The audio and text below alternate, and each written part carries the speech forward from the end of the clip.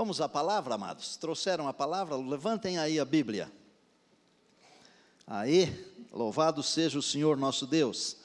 Pode ser eletrônica também, tá? Vale. Encontrem aí o Evangelho segundo Lucas.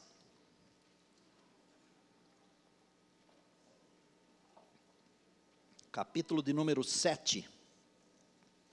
Nós vamos ler os versos de 11 a 16.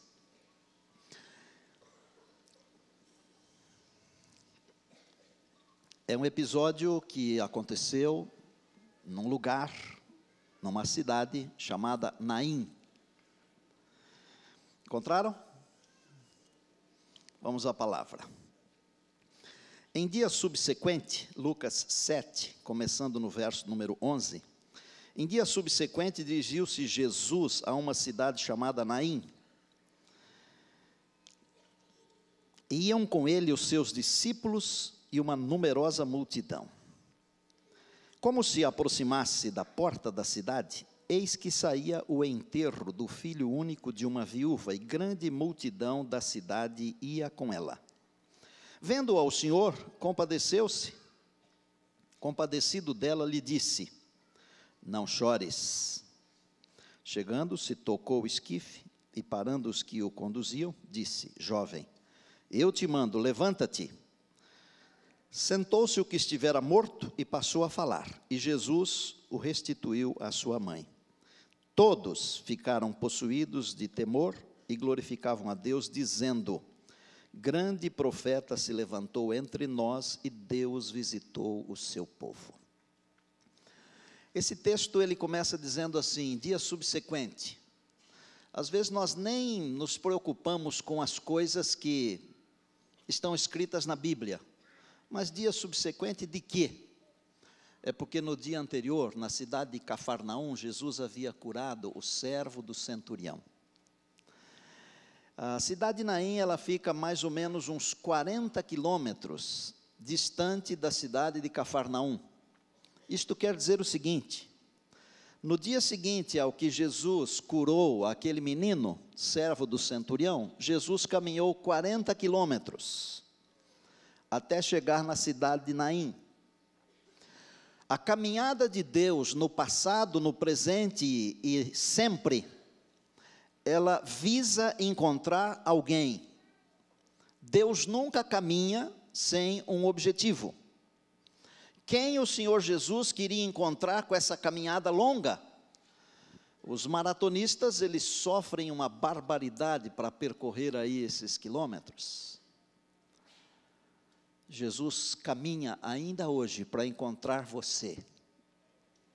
Não é no caminho dele, é no seu caminho, é no meu caminho. Eu tenho em casa comigo o Voneu, que é pai da Mari, mas é meu pai, porque ele mora comigo há 34 anos. E às vezes nós pensamos que ele é mais meu pai do que pai dela. E eu só vou contar isso agora porque hoje, excepcionalmente, ele virá para o segundo culto. Ele perdeu um filho, 12 anos de idade. O garoto morreu atropelado em frente à igreja, num horário do programa da tarde. Naquele tempo se chamava Liga, hoje é o Espaço Jovem. Esses dias atrás, o governador de São Paulo, Dr. Geraldo, sepultou um filho. E nesse dia, que foi uma sexta-feira, há uns 10 dias, o vô chegou para mim com lágrimas nos olhos e com dor na voz. Ele falou assim: filho, desse jeito, a pior coisa que pode acontecer para um homem nesse mundo aqui é sepultar um filho. Eu não sei se há alguém aqui no auditório, alguém que nos acompanha, que já passou por esta triste, dolorosa, sofrida experiência. Eu nunca passei, mas já acompanhei alguns que passaram. Jesus caminhou para encontrar com essa mulher. Os milagres de Jesus, eles estão divididos em 4 áreas. Sobre as doenças, o poder de Jesus sobre as doenças, o poder de Jesus sobre as forças da natureza, o poder de Jesus sobre os demônios e o poder de Jesus sobre a morte. Esse aqui foi o primeiro milagre de ressurreição que Jesus realizou. Ele realizou também a ressurreição da filha de Jairo, Lázaro, o amigo, irmão de Marta, de Maria. Sempre que alguém ressuscitou alguém, foi pelo poder do Senhor. Por que só Lucas registra isso? Eu não consigo explicar para você, porque eu não tenho essa informação. Um milagre tão bonito, que poderia ter sido explicado pelos 4 escritores do Evangelho, mas só Lucas. É que Lucas foi um pesquisador. Ele pesquisou, entrevistou, visitou, correu, viajou, para escrever aquilo que ele achou de mais impressionante das realizações de Jesus. E eu vou dizer algo para você aqui, que se você não concordar, não muda nada a nossa amizade e o nosso amor. Certamente, alguns milagres que Jesus realizou, alguns deles não foram registrados por ninguém. O Senhor Jesus deve ter realizado tantos outros milagres. Alguém disse que se tudo que ele fez fosse escrito, toda a água do oceano em tinta não seria suficiente, e o livro não caberia no planeta. Provavelmente ele tenha feito, certamente, muitos outros milagres, como alguns que ele faz na sua vida, na minha vida, na nossa vida. Agora, nós hoje estamos escrevendo o 3º testamento. Tem o Antigo e o Novo, e nós estamos escrevendo um Novo Testamento, que é o 3º, que será contado na eternidade. Os milagres de Jesus é o Evangelho vivo na vida de pessoas. Olhem para aquela mulher. O que vocês acham que pode fazer uma viúva que acaba de perder o único filho? Chorar. Nada mais. Jesus poderia dizer para ela, pôde dizer e pode dizer, não chores. Eu não posso. O que eu posso fazer quando alguém perde um filho? Eu posso abraçar e chorar junto. Porque qualquer coisa que eu falar pode dar uma confusão. Porque às vezes nós falamos umas bobagens tão grandes e nos horários assim tão impróprios. Como, por exemplo, um dia desses eu acompanhei uma situação, uma mãe que perdeu um filho e alguém disse, irmã, conforme-se, é a vontade de Deus. Isso é uma bobagem. A vontade de Deus não é que o filho morra, não. Não é. A vontade de Deus é que nós tenhamos os nossos filhos conosco. A vontade de Deus é que nós prossigamos para a eternidade junto com eles. A morte é um acidente por causa do conflito. Mas abraçar e chorar nós podemos. Agora, Jesus não apenas abraça e chora, mas ele pode dizer, não chore. Sabe por quê? Eu tenho escrito aqui na minha Bíblia, e essa frase que eu escrevi aqui acabou virando a ideia para um livro que deve sair esse ano, se Deus permitir. Eu escrevi aqui ao lado do não chores. Atrás de cada não de Deus sempre há uma grande bênção. Parece um paradoxo, e se você acompanhar o raciocínio, você vai concordar comigo, quer ver? Jesus chorou, a Bíblia diz que Jesus chorou.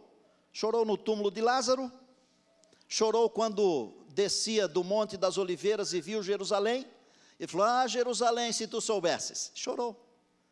Agora ele diz, não chores, se ele mesmo chorou. A Bíblia diz que há tempo de chorar, Eclesiastes, está escrito isso na palavra. A Bíblia diz que o choro pode durar uma noite, mas a alegria vem pela manhã. Mas Jesus olhou para ela e disse, não chores. Além de atrás de cada não de Deus conter uma grande bênção, eu posso afirmar a você uma outra coisa, porque Deus tem o poder de transformar o meu pior dia no melhor dia da minha vida. Está passando por um dia ruim?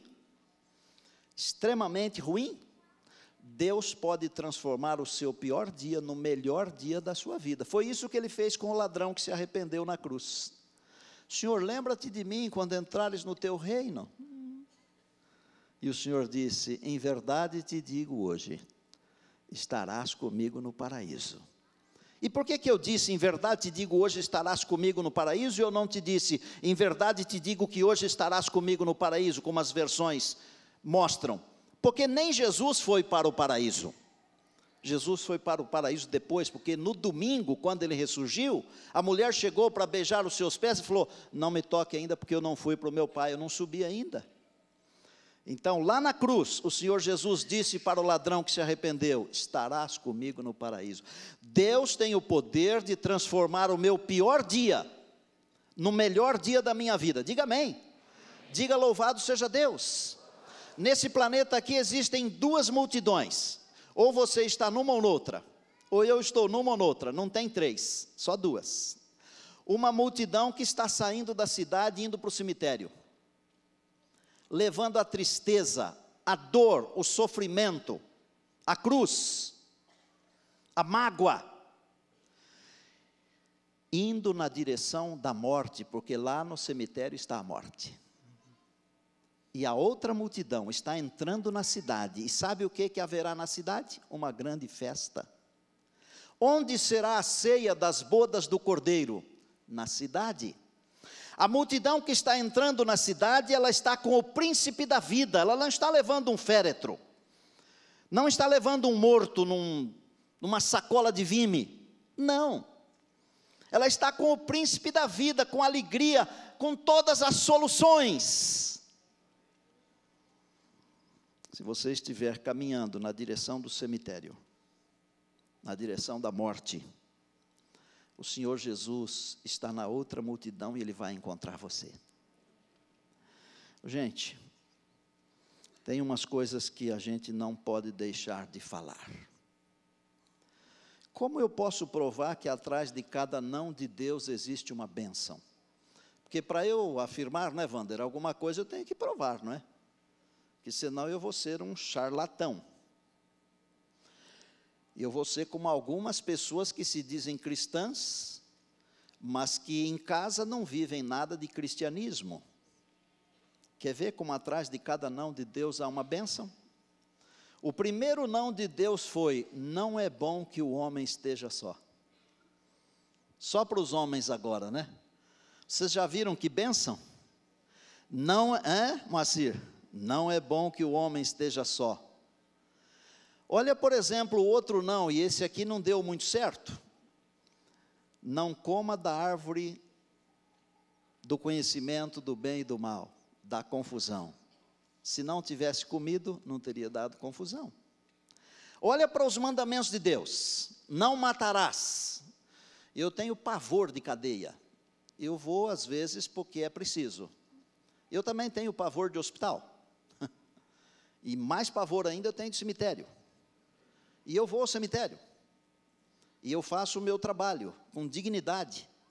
Mas quando eu chego em casa, eu lavo até o sapato.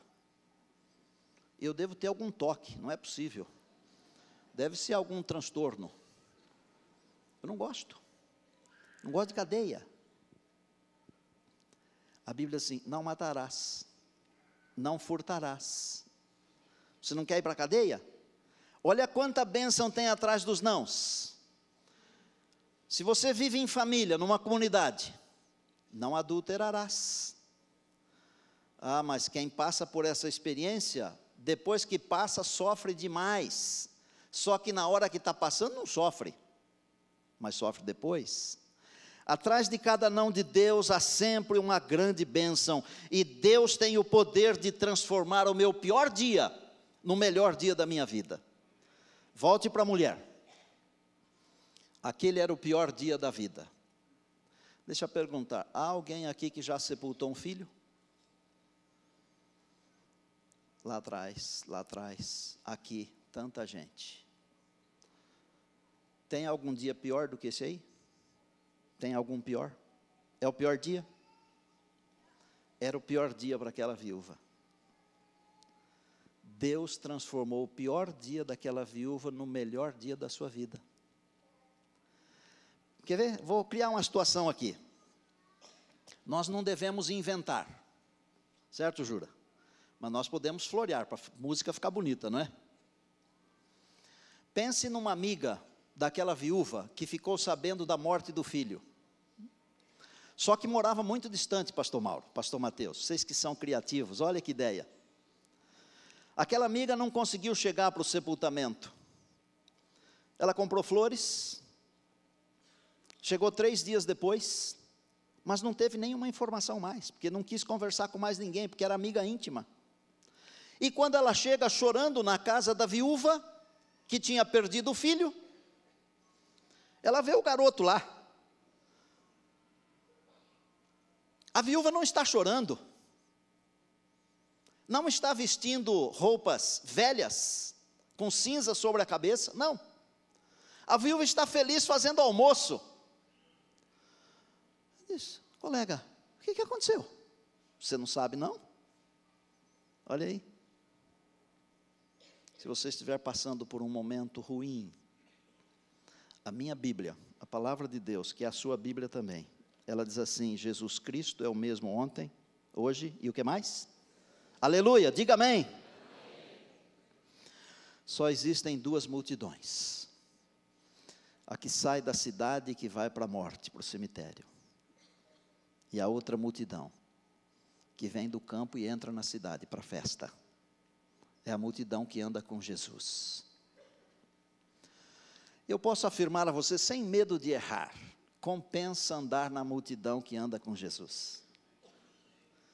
Não é só porque ele dá comida, não.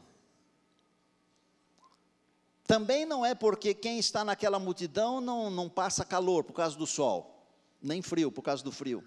Não. Também não tem problemas com enfermidades, porque tem. Mas quem está na multidão que anda com Jesus, tem as soluções. Tá bom, Cris?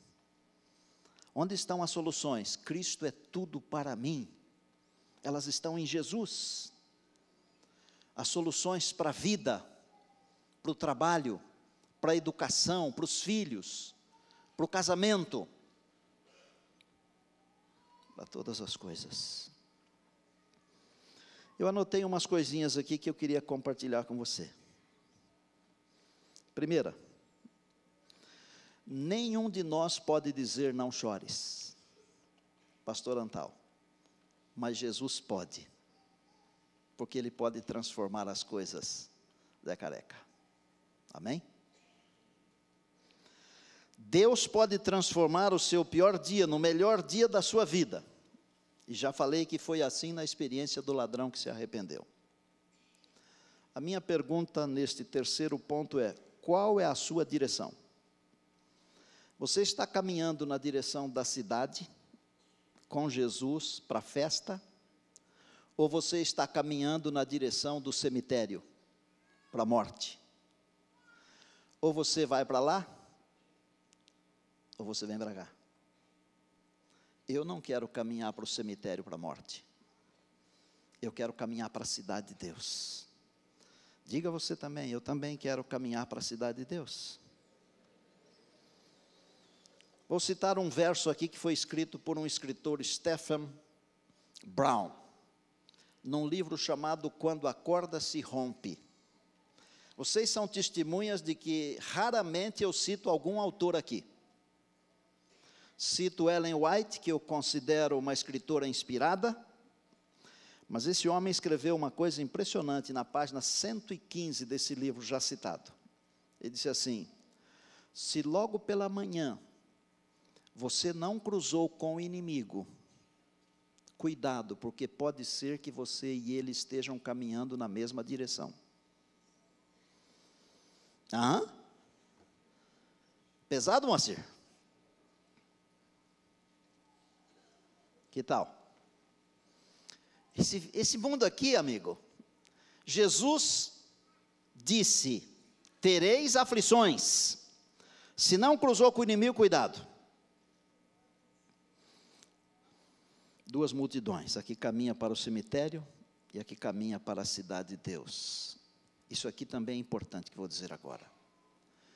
Nem sempre é a nossa escolha, professor Zorzinho, que determina em que multidão nós estamos.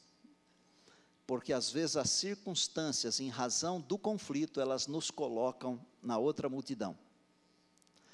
Mas se as circunstâncias colocarem você na outra multidão, o mesmo Jesus que teve compaixão daquela viúva, Ele cruza com você e tem compaixão de você. Diga amém. Pastor, que o senhor falou tem sentido. Porque, por exemplo, algumas pessoas não tiveram as oportunidades que você teve. Algumas pessoas nunca tiveram a oportunidade que eu tive, de ter uma mãe espetacular, um pai espetacular, pobres de bens deste mundo, mas ricos de sabedoria divina. Nos ensinaram coisas que nem as melhores escolas podem ensinar. Um dia eu parei numa estrada aí, me lembrei disso aqui, que foi o meu primeiro sermão que eu preguei nessa igreja aqui, quando era orador do programa Voz da Profecia. E eu contei uma experiência que eu tive quando eu parei na beira da estrada para conversar com um andarilho. Me lembro até hoje o nome dele, chamado Maurício. E eu me lembrei que me sentei aqui nas escadarias de mármore aqui, para contar a história, porque eu desci do carro e fui lá e me assentei no barranco da estrada com ele. Hoje eu fico pensando assim, se aquele moço tivesse tido as mesmas oportunidades que eu tive, mesmo nascendo numa família humilde, simples, pobre de bens desse mundo aqui, ele não seria um andarilho.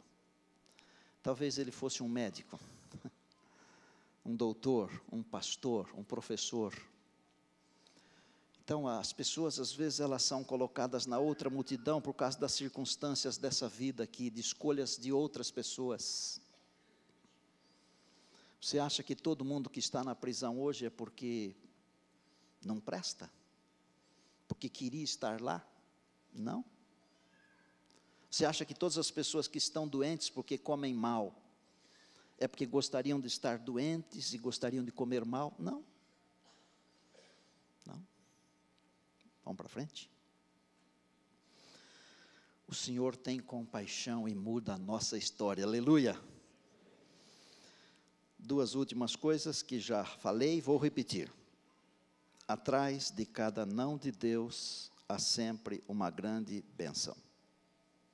Lembre-se, Deus tem o poder de transformar o seu pior dia no melhor dia da sua vida.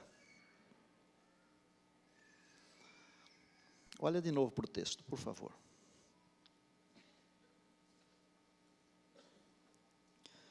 Há uma coisa última aqui que eu não quero deixar para trás.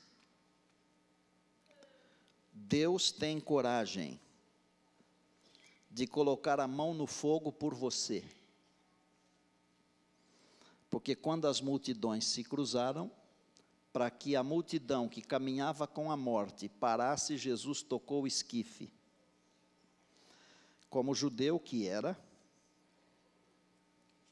ele não poderia ter feito aquilo, porque ficaria 7 dias imundo, e tudo que ele tocasse nesses próximos 7 dias também ficaria imundo. Olha, as leis que eles tinham naqueles dias. Jesus tem disposição de passar por cima de certas coisas, porque Ele ama você. Algumas coisas que para nós, seres humanos, são muito importantes, para Deus não são importantes. Eu não estou dizendo que a lei não é importante, ok? E nós precisamos cuidar, porque às vezes as pessoas saem por aí falando uma coisa que nós não falamos. Eu estou dizendo que o Senhor tem tanto interesse em você, em mim, que nós somos mais importantes do que qualquer coisa. Aleluia. O que vem à sua mente, Alexandre, quando você lê esse texto aqui de Lucas 7? O que vem à sua mente, meu irmão? Roberto, o que é que vem à sua mente? O que é que vem à sua mente, professor?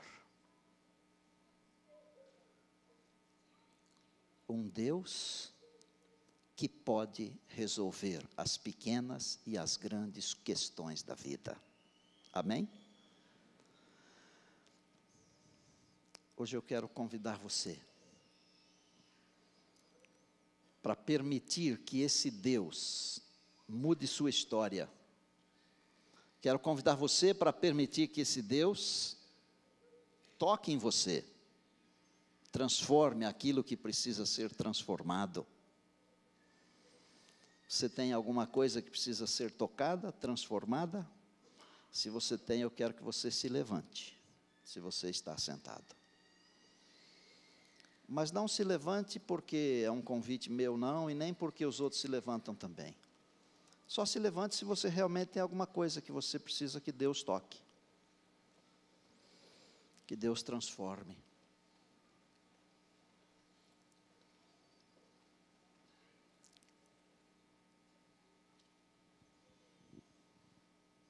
Feche os seus olhos. Senhor,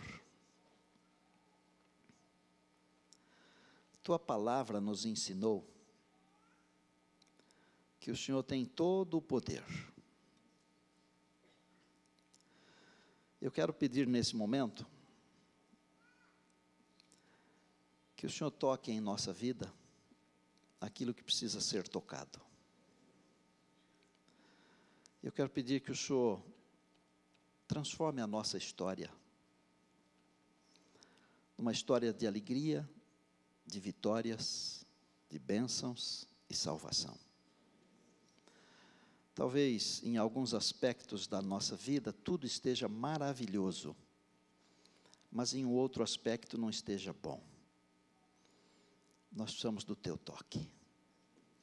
Precisamos que o Senhor estenda a mão, nos tome pela mão e diga: levanta-te e anda. Assim como aquele menino se levantou e começou a falar, e Jesus o devolveu à sua mãe. Olha para a tua igreja aqui, Pai. É uma igreja grande, mas é uma igreja abençoada. Por outro lado, nós precisamos ser reavivados, Senhor, pela Tua palavra, pelo Teu Espírito. Nós precisamos estar prontos para em breve encontrar Jesus nas nuvens dos céus. Toca a nossa vida, a vida da congregação, a vida da igreja, a vida do pastorado, dos líderes. Abençoa-nos, Senhor. No nome de Jesus, oramos. Amém.